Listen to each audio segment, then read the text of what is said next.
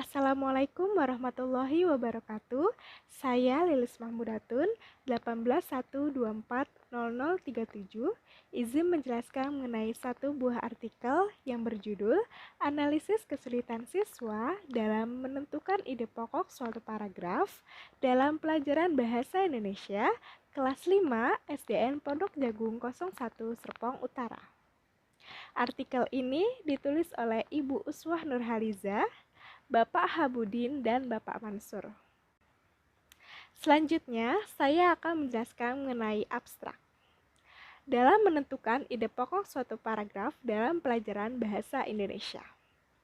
Pendekatan penelitian yang digunakan ialah pendekatan kualitatif. Sedangkan metode penelitian yang digunakan ialah metode penelitian deskriptif. Hasil penelitian menunjukkan bahwa penyebab kesulitan siswa dalam menentukan ide pokok suatu paragraf dipengaruhi oleh dua faktor, yaitu faktor internal dan faktor eksternal. Yang pertama adalah faktor internal, meliputi yang pertama, siswa kurang bisa memahami apa yang dimaksud dengan ide pokok suatu paragraf. Yang kedua, siswa kurang bisa membedakan antara kalimat utama dan kalimat penjelas. Yang ketiga, bahwa siswa kurang menyukai mata pelajaran bahasa Indonesia. Dan yang terakhir adalah kurangnya minat membaca dalam diri siswa. Yang kedua adalah faktor eksternal, meliputi pertama, kurangnya dukungan dan motivasi dari orang tua siswa.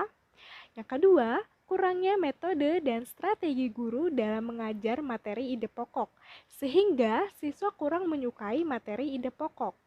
Dan yang terakhir adalah pengaruh telepon genggam dan juga televisi, sehingga minat membaca siswa beralih ke menonton. Selanjutnya adalah jenis kesulitan yang dihadapi oleh siswa. Yang pertama adalah kurangnya kesiapan psikologi siswa dalam pembelajaran materi ide pokok. Yang kedua, pikiran negatif siswa bahwa materi ide pokok ialah materi yang membosankan. Yang ketiga, sikap acuh siswa dalam proses pembelajaran. Yang keempat, minimnya minat membaca dan menulis dalam diri siswa. Yang kelima, kurangnya arahan dan motivasi dari orang tua siswa sehingga siswa tidak mempunyai semangat untuk belajar materi ide pokok di rumah. Nah, yang keenam adalah pemberian fasilitas telepon genggam yang tanpa batasan sehingga menyebabkan siswa lebih tertarik untuk bermain telepon genggam dan mengabaikan untuk belajar di rumah. Selanjutnya yang ketujuh, kurangnya batasan dalam menonton televisi di rumah. Yang terakhir adalah bahwa orang tua siswa tidak memberi budaya membaca sejak dini kepada anak. Kata kunci dalam penelitian ini ialah pertama adalah kesulitan belajar, siswa, ide pokok, dan paragraf. Selanjutnya adalah latar belakang. Bahasa Indonesia menjadi salah satu pelajaran yang wajib dalam setiap jenjang pendidikan di Indonesia. Namun pada realitanya, tidak semua siswa dapat memahami keseluruhan materi dalam mata pelajaran bahasa Indonesia. Salah satu materi yang dirasa cukup sulit ialah saat siswa harus menentukan ide pokok suatu paragraf. Banyak faktor yang menyebabkan siswa merasa kesulitan dalam menentukan ide pokok suatu paragraf. Hal ini pula yang terjadi pada siswa kelas 5B SDN Pondok Jagung 01 Serpong Utara karena pada umumnya mereka juga merasa kesulitan saat menemukan soal-soal yang menuntut mereka untuk menemukan ide pokok suatu paragraf. Selanjutnya ialah identifikasi masalah. Dari latar belakang di atas, maka masalah dapat diidentifikasikan sebagai berikut. Yang pertama, bahasa Indonesia ialah mata pelajaran wajib dalam setiap jenjang pendidikan di Indonesia, namun tidak semua siswa dapat memahami keseluruhan materi di dalamnya. Yang kedua, banyak siswa kelas 5B SDN Pondok Jagung 01 Serpong Utara mengaku kesulitan saat harus menentukan ide pokok suatu paragraf. Yang ketiga ialah banyak faktor yang menyebabkan siswa kelas 5B SDN Pondok Jagung 01 Serpong Utara merasa kesulitan saat menentukan ide pokok suatu paragraf. Yang keempat adalah fokus masalah.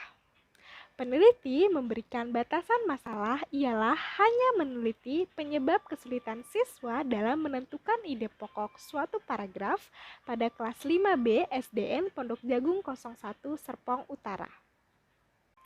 Yang kelima ialah rumusan masalah. Dari latar belakang, identifikasi, serta fokus masalah, maka masalah dapat dirumuskan menjadi mengapa siswa kelas 5B SDN Pondok Jagung 01 Serpong Utara merasa kesulitan saat menentukan ide pokok suatu paragraf. Yang keenam ialah populasi. Penelitian ini dilakukan di SDN Pondok Jagung 01 Serpong Utara pada kelas 5B yang berjumlah 33 orang siswa. Selanjutnya yang ketujuh ialah sampel. Dari 33 orang siswa pada kelas 5B tersebut, peneliti hanya memilih 6 orang siswa untuk dimintai keterangan melalui teknik wawancara. 6 orang siswa tersebut dianggap sudah mampu menggambarkan populasi dari kelas 5B yang berjumlah 33 orang siswa tersebut. Yang kedelapan ialah teknik sampling. Dalam artikel ini tidak disebutkan teknik sampel yang digunakan. Namun setelah saya membaca dari keseluruhan artikel dan saya menyimpulkan bahwa teknik sampel yang digunakan ialah purposive sampling, yang merupakan teknik pengambilan sampel sumber data dengan pertimbangan tertentu. Sebab dalam penelitian ini, peneliti sudah mempertimbangkan sejak awal berapa jumlah siswa yang ingin dijadikan populasi serta sampel yang diperlukan dalam menyelesaikan penelitian ini. Kesembilan ialah instrumen penelitian. Dalam artikel ini juga tidak disebutkan mengenai instrumen penelitian yang digunakan.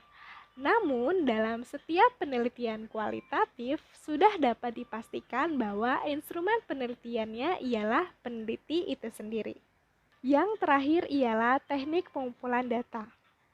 Teknik pengumpulan data dalam penelitian ini dilakukan melalui 3 cara, yaitu yang pertama observasi, yang kedua adalah wawancara, dan yang ketiga adalah studi dokumentasi. Observasi yang dilakukan ialah observasi keadaan dan kegiatan pembelajaran bahasa Indonesia yang dilakukan oleh guru pada kelas 5B. Observasi ini dilakukan dalam 2 tahap. Pada tahap pertama ialah untuk mendapatkan informasi dari mulai kondisi kelas dan aktivitas pembelajaran di kelas.